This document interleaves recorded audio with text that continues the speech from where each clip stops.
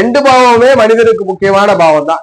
அப்படி இருக்கும்பொழுது புதன் இந்த இடத்தில் முழு அவயோகமாக மாறுறார். அப்ப புதன் தசை 17 வருடம் மேஷ லக்னத்துல பிறந்தவர்கள் முழுவதுமே அவயோகங்க தான் அனுபவிப்பாரானா கண்டிப்பா மாட்டார்.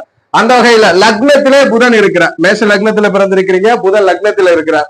இந்த புதன் எப்படி இருக்கும்பொழுது யோகம் பண்றாருன்னா சூரியனோடு இணைந்து அஸ்தங்கம் பண்ணும் பொழுது, 5க்கு அதிபதியான அதிர்ஷ்டத்தை குறிக்கக்கூடிய சூரியனோடு இணைந்து இருக்கும் பொழுது இந்த இடத்துல யோகம்.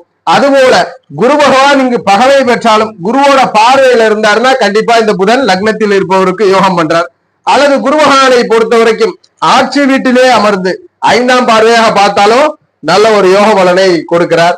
அதுபோல் திரிகோணத்தில் புதன் லக்னத்தில் இருக்கும் பொழுது சிம்மமனையில் குரு அமர்ந்து குருவுடைய பார்வையில் இருக்கிறார்னா புதன் கண்டிப்பாக யோகத்தை செய்கிறார். எந்தவித கெடுபலனையும் செய்யறதில்ல குருவோட பார்வையில இருக்கும் பொழுது. அதுபோல் 2ஆம் இடத்துல புதன் இருக்கும் பொழுதும் அதே கான்செப்ட் தான். சூரியனோடு